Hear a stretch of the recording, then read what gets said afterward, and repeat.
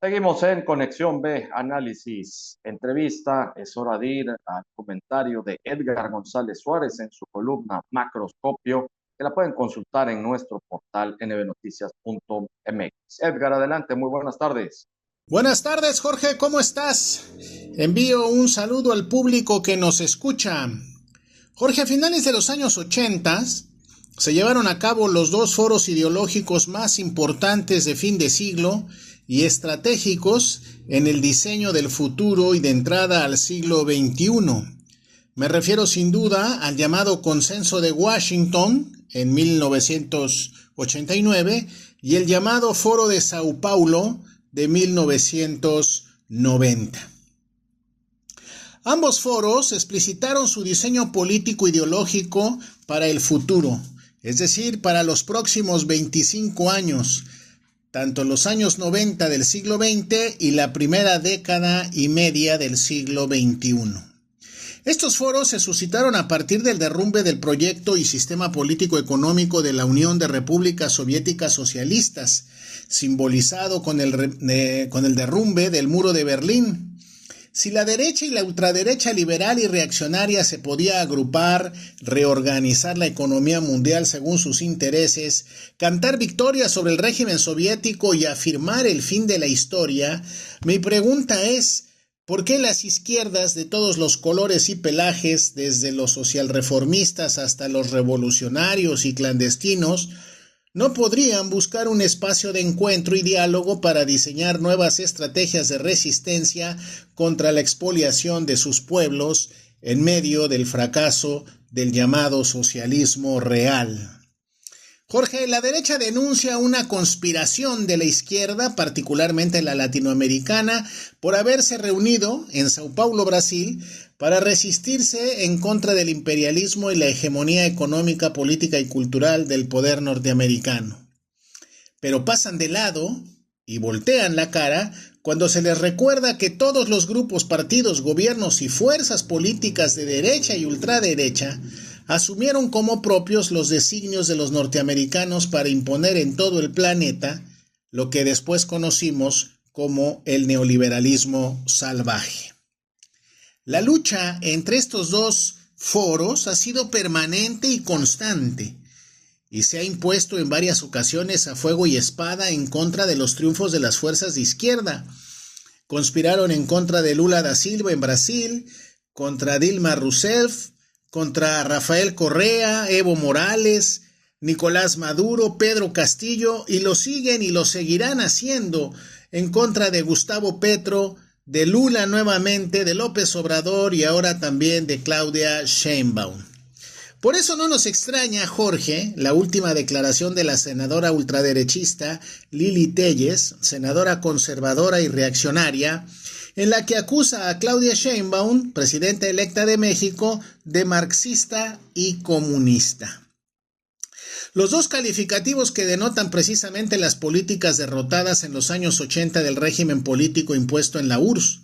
Es decir, la señora Téllez no solo no da en el blanco, puesto que eso de lo que acusa a Sheinbaum ya no existe, sino su reaccionarismo ideológico la llevó pues a los años de la Guerra Fría, donde los liberales luchaban contra la dictadura soviética. Una lucha fantasmal que solo mueve a ese sector reaccionario que no solo ahora pretende encabezar y liderar, sino que sirve de telonera a otro disparate político como lo es Javier Milei, el recién electo presidente de Argentina.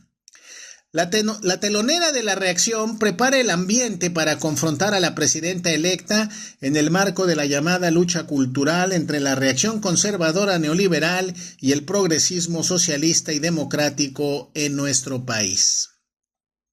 La izquierda latinoamericana, Jorge, pretende luchar por integrar y proteger incondicionalmente los derechos humanos y promover la solidaridad con todos los pueblos en la lucha social. Se ha subrayado el interés por elaborar un proyecto político conjunto que aborde con urgencia un proyecto de reformas políticas estructurales para invertir la correlación de fuerzas a favor de los pueblos y contra los intereses transnacionales que dominan la región. Destacan con particular interés las tesis sobre la conquista y el mantenimiento del poder para impulsar las transformaciones económicas, sociales y culturales con el poder político de las fuerzas progresistas.